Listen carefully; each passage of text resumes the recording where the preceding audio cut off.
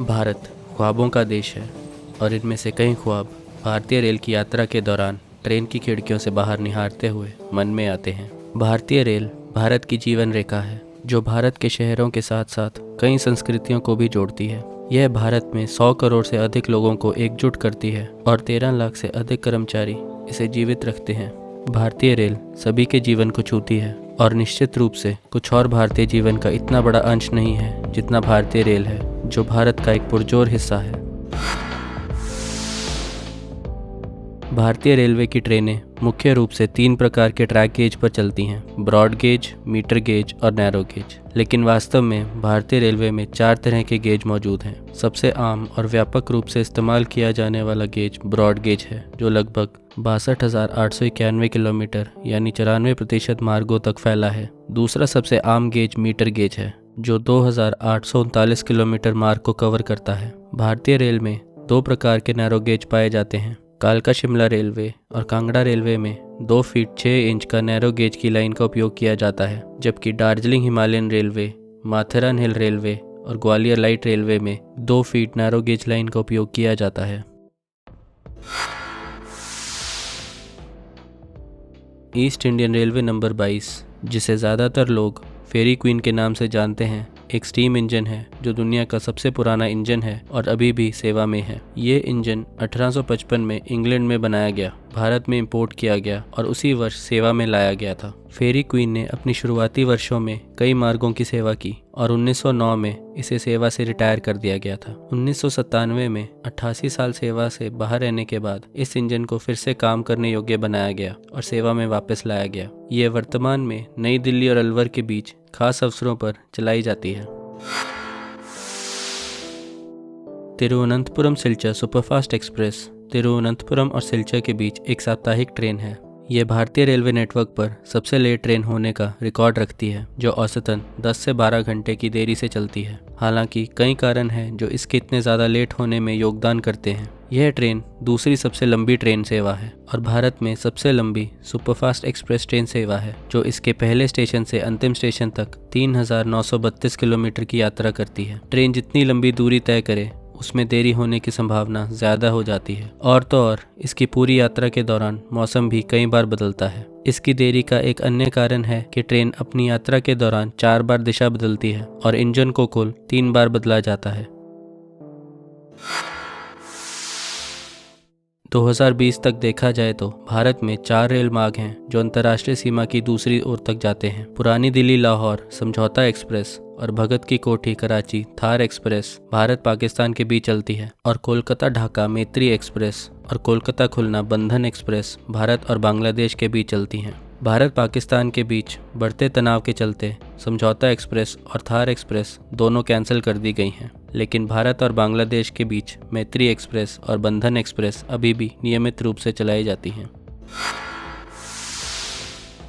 22 मार्च 2020 को इतिहास में पहली बार भारतीय रेलवे ने भारत में कोविड-19 महामारी से निपटने के लिए यात्री रेल सेवा को बंद कर दिया। पूरे देश में 22 मार्च से 1 मई के बीच कोई भी यात्री ट्रेन नहीं चलाई गई। भारतीय रेल के 167 वर्षों में यह पहला अवसर था जब यात्री ट्रेनों में यात्रा नहीं कर सकते थे। ऐसा ही हाल 1974 की भारतीय रेल हड़ताल के दौरान भी होने वाला था, जो 20 दिनों तक चली थी। हालांकि कुछ यात्री ट्रेनें तब भी हड़ताल के दौरान संचालित थीं, जबकि रेलवे की कोविड-19 बंद के दौरान कोई भी यात्री ट्रेन संचालित नहीं हुई। मालगाड़ियां फिर भी अपने समय पर चलती रहीं। 2018 के वित्तीय वर्ष में भारतीय रेलवे में कुल 844 करोड़ यात्रियों ने सफ़र किया, जो कि औसतन 2.3 करोड़ दैनिक यात्रियों के बराबर है। यह ऑस्ट्रेलिया महाद्वीप की लगभग पूरी आबादी के बराबर था। वित्तीय वर्ष 2020 के लिए भारतीय रेलवे का ऑपरेटिंग मार्जिन 98.41% था, जो कि भारतीय रेलवे के लिए सबसे खराब मार्जिन में से एक था। सरल शब्दों में भारतीय रेलवे ने 100 रुपये कमाने के लिए 98.41 रुपये खर्च किए, जिसका मतलब रेलवे ने हर 100 रुपये पर 1.59 रुपये का मुनाफा कमाया।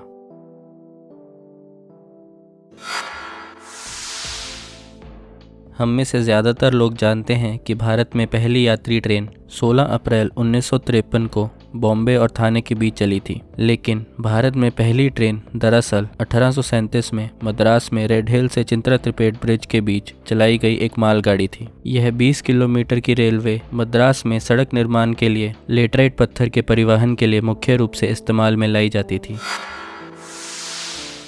अगर पहली यात्री ट्रेन की बात करें तो बॉम्बे थाने ट्रेन पहली बार 16 अप्रैल 1853 को चली थी, जिसमें 14 डिब्बे थे और 5.6 फीट ब्रॉड गेज ट्रैक पर 3 स्टीम इंजन साहिब, सिंध और सुल्तान द्वारा संचालित थी। इस ट्रेन में 400 यात्रियों ने बॉम्बे के बोरीबंदर स्टेशन से थाने तक की 34 किलोमीटर की यात्रा की। पहली यात्री ट्रेन चलने के 25 साल बाद 1878 में बोरीबंदर रेलवे स्टेशन को बंद कर दिया गया और उसकी जगह एक नए रेलवे स्टेशन को 1888 में खोला गया, जिसका नाम विक्टोरिया टर्मिनस रखा गया, जिसे अब सब छत्रपति शिवाजी महाराज टर्मिनस के नाम से जानते हैं।